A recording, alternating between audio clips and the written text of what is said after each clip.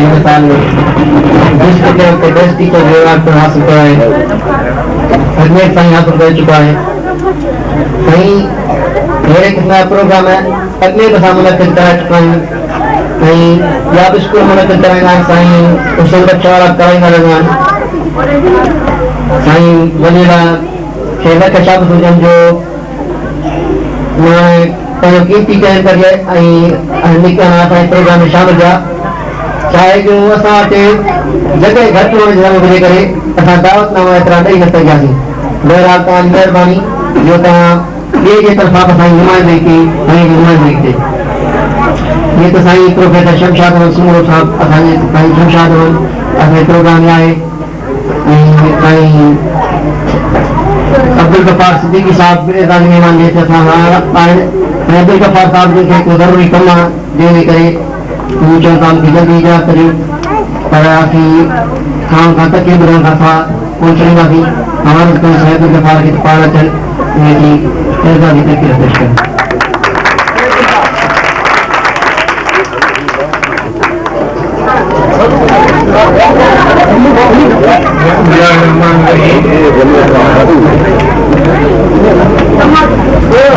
सदर मूंखे ख़बर न आहे त केरु आहे, छाकाणि मां देरि सां पहुतो आहियां, पर जेको बि साहिब सदर आहे हुनजो पहिरीं नालो वठणु ज़रूरी थींदो आहे। हुनजी इजाज़त सां सभ खां पहिरीं तव्हां खां माफ़ी वठंदुसि जो मूंखे इन करे देरि थी शमशाद साहिब मूंखां प्रोग्राम ठाहियो त गॾिजी हलंदासीं।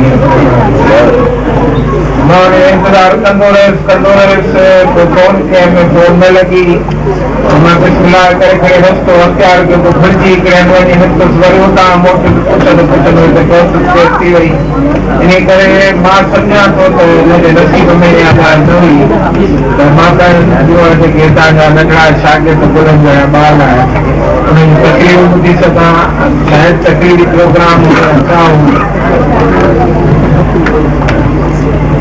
हिन क़िस्म जा प्रोग्राम रखणु त पहिरीं ॻाल्हि त ज़रूरी आहिनि या न आहिनि, उनखे त हलायो या तकलीफ़ न त मूं ॿुधणी थी। सुपरवाइज़र साहिब तकलीफ़ ॿुधनि, हेडमास्टर साहिब जी तकलीफ़ ॿुधनि। सभ खां पहिरीं मूंखे त अचरज जो लॻो आहे, हैरत जी ॻाल्हि जी लॻी आहे त अचरज जी मोकल जो हूंदो आहे ऐं हिन स्कूल जा उस्ताद पंहिंजी मोकल जी कुर्बानी ॾेई ऐं हीअ क़िस्म जी ड्यूटी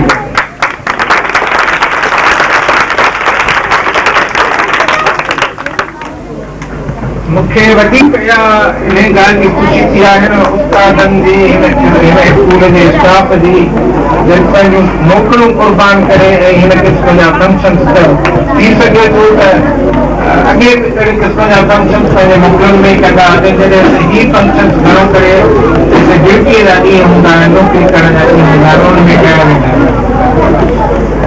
ख़बर न आहे त कहिड़े क़िस्म जूं तकलीफ़ूं, पर नंढड़ा ॿार जेके हूंदा आहिनि उन्हनि खे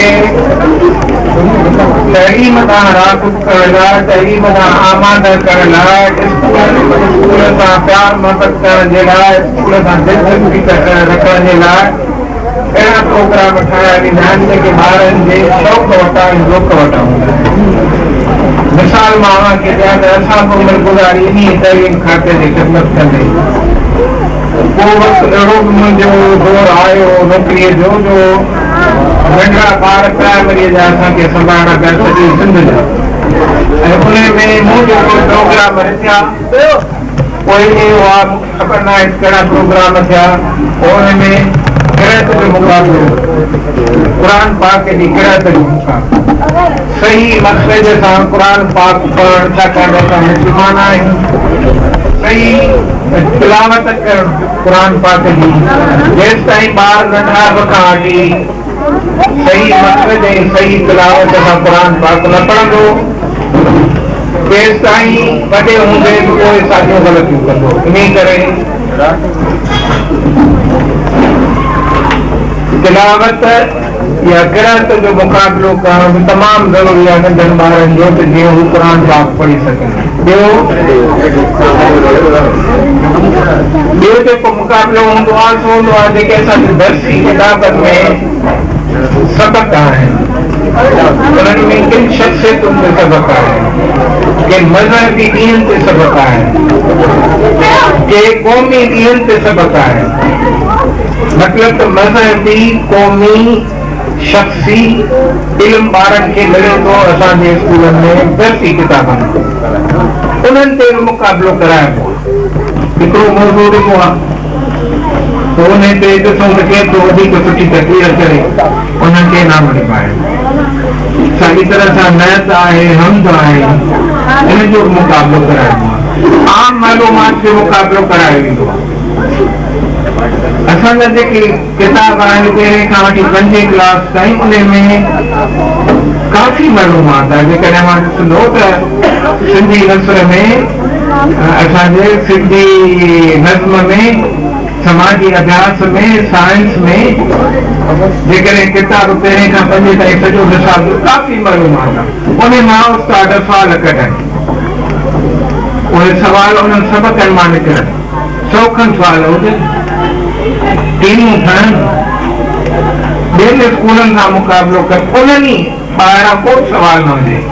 उन में छा थींदो त ॿार वधीक दिलचस्पी वठंदा त असां थी सघे थो किताब मां को सवाल अचे, अलाए कहिड़ो सवाल अचे। इन करे ॿार किताब पढ़णु शौक़ सां पढ़णु शुरू कंदा। त इन क़िस्म जा जेके कॉम्पिटिशन आहिनि या मुक़ाबिला आहिनि, नंढड़नि ॿारनि खे तइलीम में वधीक दिलचस्पी पैदा करण लाइ कराया वेंदा। ऐं इहा उस्तादनि जी महिनत आहे। जेके उस्ताद खे चयो वियो आहे आम मशहूरु मक़बूल आहे त उस्ताद क़ौम जो महिमान आहे, उस्ताद ॿार जे किरदार जो महिमान आहे। न ठाहे पवंदी तइलीम सां गॾु तरबियत थिए थो, रुॻो महिमान क़ौम जो छाजे करे आहे? छाकाणि त हुनजो किरदार थो ठाहे, हुनखे इल्मु थो ॾिए, हुनजो किरदार सींगारे थो, हुनजो अख़लाक सींगारे थो, हुनखे इल्म जे ज़ेवर सां आरास्ता करे थो। इन करे क़ौम जो महिमान आहे।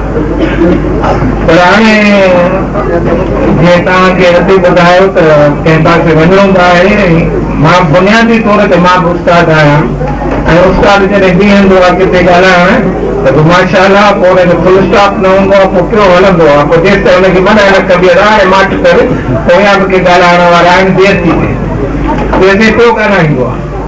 तो हयाती हूंदी हिन क़िस्म जा प्रोग्राम जेकॾहिं थींदा रहंदा त इंशाअल्लाह ज़रूरु शिरकत कबी। नंढड़नि ॿारनि खे ॿुधबो, उस्तादनि जी महिनत ॾिसबी, ॿारनि जी महिनत ॾिसबी जेका आहे ॿार ॾिसी सघूं। ऐं मां आख़िर में हिन स्कूल जे मास्टर साहिब जो हुनजे निहायत शुक्रगुज़ार आहियां त मूं जहिड़े रिटायर्ड माण्हूअ खे उस्ताद खे यादि कयो ऐं कंहिं दावत ॾिनी। आख़िर में